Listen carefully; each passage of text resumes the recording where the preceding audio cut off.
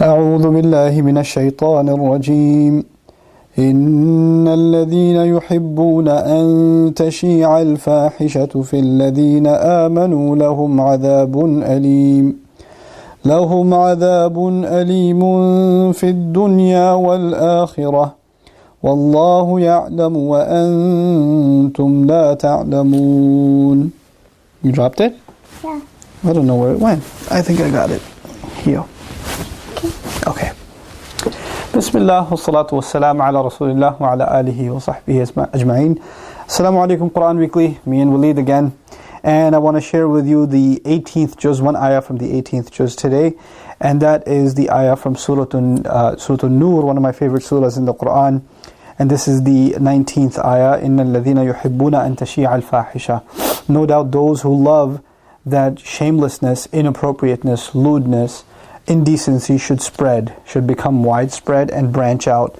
فِي الَّذِينَ آمَنُوا, among those who believe. لَهُمْ عَذَابٌ أَلِيمٌ فِي الدُّنْيَا وَالْآخِرَةِ. They'll have painful punishment in this world and in the next. I mean, a few days now I've been giving you surah ayat about warnings. And this is an equal part of the balance of the Quran. Allah gives warnings and Allah gives good news. And in this particular ayah, the crime that Allah mentions is people guilty of spreading inappropriateness and indecency and a lowering of the standards of shame among Muslims. And people who make it common, people who want to make it just a norm, that should happen. Then they have great punishment in this world and the next. Wallahu ya'lam. And you would think, what's the big deal? Why is this so serious a crime? Allah answers that question Himself and He says, Wallahu ya'lam. Allah, in fact, He knows. Wa antum la ta'lamun. You have no idea. You don't know. You don't know how serious this is. So what does that mean, people who spread shamelessness? This is, forms of entertainment that are inappropriate and indecent. There are people that, if you are like a Muslim and you're watching some like inappropriate music video or something, right? And you forward it to your friends, and like you share it on Facebook or something, hey, watch this is pretty awesome.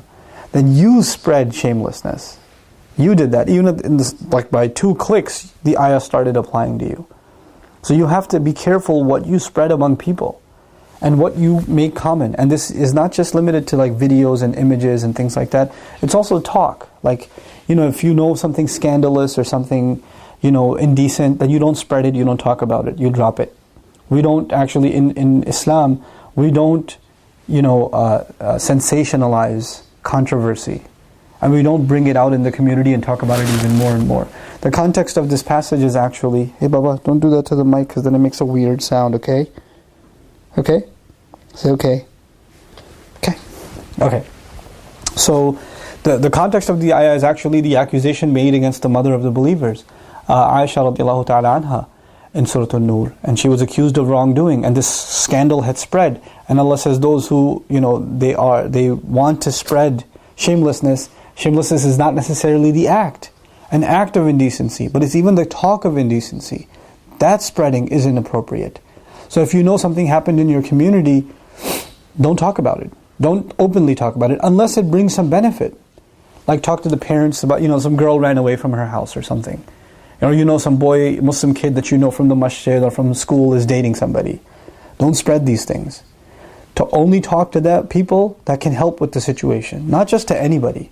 Talk to his parents, talk to him, talk to her. Say this isn't right, But otherwise, it's so much fun to talk about, right? It's just easy to just spread. But it's a very, very, very serious crime.